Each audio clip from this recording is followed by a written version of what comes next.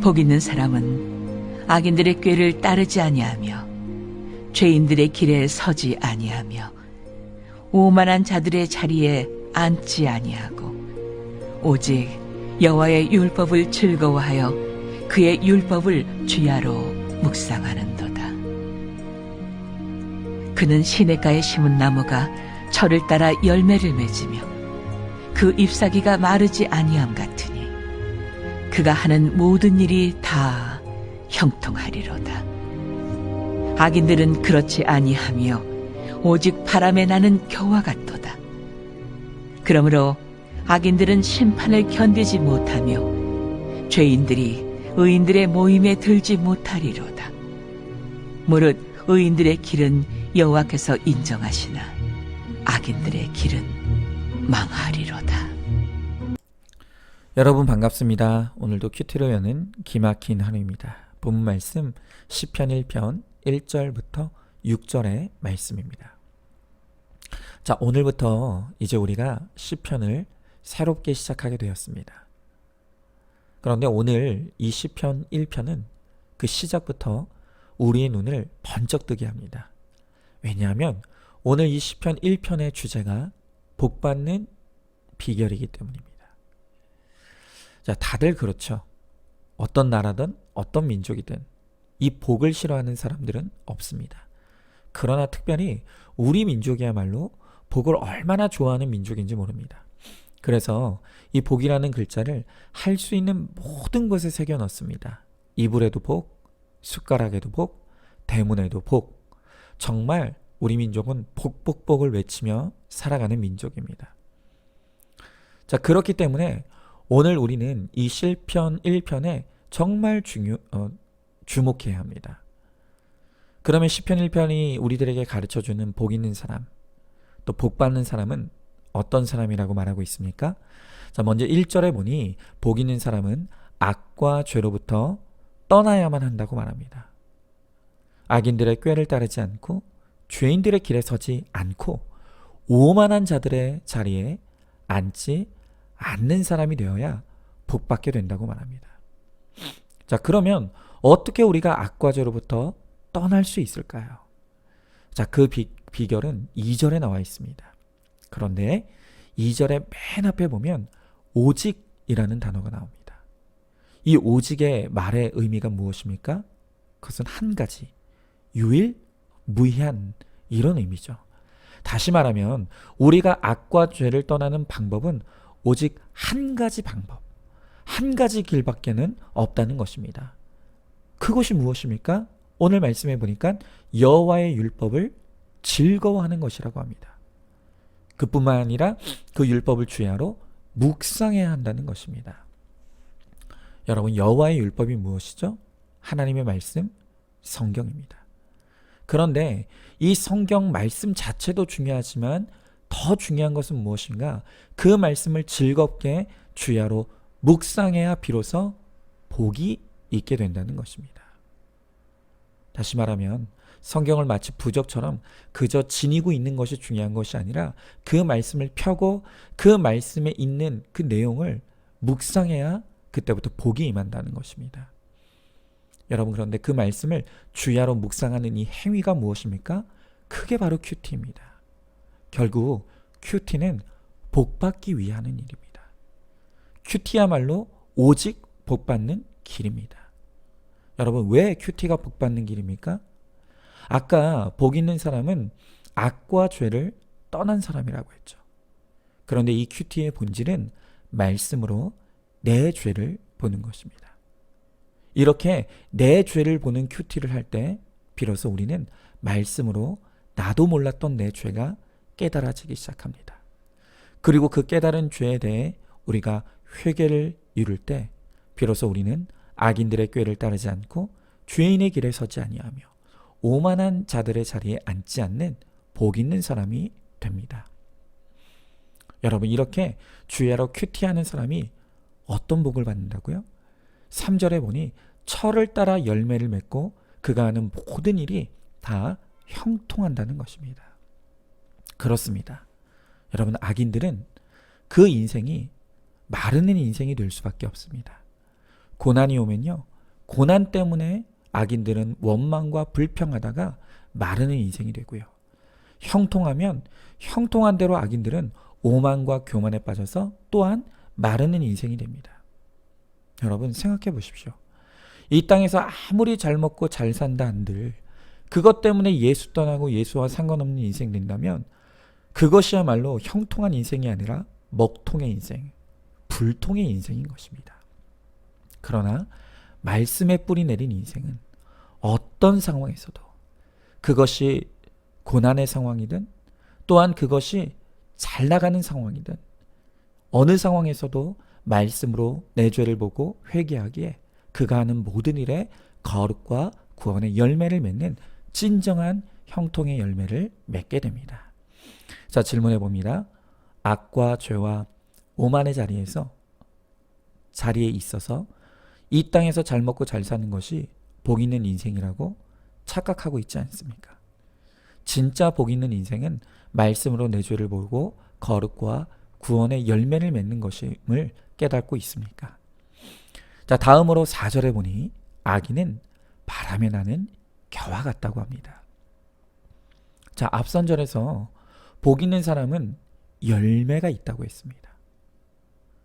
여러분, 모든 인생이 반드시 맺어야 될 가장 복된 열매가 무엇이겠습니까? 바로 그것이 거룩과 구원의 열매입니다. 거룩과 구원이 없는 이 세상에 어떤 대단한 것을 이루고 성취한다 하더라도 그것은 결국 안고 없는 찐빵, 껍데기 인생, 겨에 불과한 인생일 뿐입니다. 그래서 우리 인생의 최고의 지식은 무엇인가 하니까 가장 중요한 것이 무엇인지를 아는 우선순위를 분별하는 지식, 바로 이것이 최고의 지식입니다. 자, 누가복음 12장 23절에서 예수님이 이런 말씀을 하십니다. 목숨이 음식보다 중하고 몸이 의복보다 중하니라. 다시요. 목숨이 음식보다 중하고 몸이 의복보다 중하니라. 자, 지금 예수님께서 이 말씀을 통해 우리들에게 무엇을 가르쳐 주시는 것입니까? 바로 우선순위의 중요성입니다. 그렇습니다. 지금 예수님이 목숨이 음식보다 중요하다고 합니다. 자, 생각해 보십시오. 지금 어떤 상에 대단한 진수성찬이 차려져 있습니다. 그런데 이 밥상이 어떤 밥상이냐면 제사상입니다. 여러분, 음식도 살아있는 사람에게나 중요한 것이지 죽은 다음에야 이런 대단한 진수성찬이 무슨 의미가 있겠습니까? 그래서 예수님은 음식보다 중요한 것이 먼저 된 것이 목숨이라고 말씀하시는 것입니다. 또 오늘 예수님은 몸이 의복보다 중요하다고 합니다. 그렇습니다. 몇백만 원짜리, 몇천만 원짜리 명품 옷이 있다 한들 지금 내 몸이 병들어 내 몸 하나도 가누지 못하는 그런 상황에 있다라고 한다면 그 명품은 그 사람에게 거추장스럽고 걸리적거리는 거적대기에 불과한 것입니다. 그래서 오늘 주님은 의복보다 중요한 것이 우리의 건강, 우리의 몸이라고 말씀하시는 것입니다. 여러분, 이렇게 악인들의 인생의 가장 큰 문제가 무엇인가 하면 그 무지함입니다. 그들은 우선순위, 무엇이 더 중요한지를 아는 지식이 없습니다. 무엇이 중요한지, 뭐가 중요한지를 모르는 거예요. 그래서 5절 말씀처럼 그들에게 견디지 못할 심판이 있는 줄도 모르고 가장 중요한 구원은 하나도 잡지 못한 채로 이 땅에서 덜 중요한 것에만 집착하다가 어느 날 심판이 오면 불려가고 없어지는 겨와 같은 인생의 결론을 맞게 된다는 것입니다. 그러므로 우리는 우리 인생의 우선순위를 바로 세워야 합니다. 더 중요한 것이 무엇인지를 아는 지식을 깨달아야 합니다. 그러면 우리 인생의 가장 중요한 것이 무엇이라고요? 구원입니다. 거룩입니다. 그러므로 인생의 목적이 거룩과 구원에 있음을 알고 그것을 쫓고 붙잡는 인생이 될 때 바로 그가 가장 복된 인생이 되는 것입니다. 자, 질문해 봅니다. 지금 나는 내 인생의 가장 중요한 것이 무엇이라고 생각합니까? 구원과 거룩 외에 모든 것은 결국 겨와 같이 날아가고 사라지는 것에 불과한 것임을 알고 있습니까? 인생의 우선순위, 인생의 목적이 거룩과 구원에 있음을 알고 그것을 성취한 가장 복된 인생이 되시기를 바랍니다. 자, 이제 마지막으로 오늘 말씀 6절에 보니 우리 인생에 두 갈래 길이 있다고 말합니다.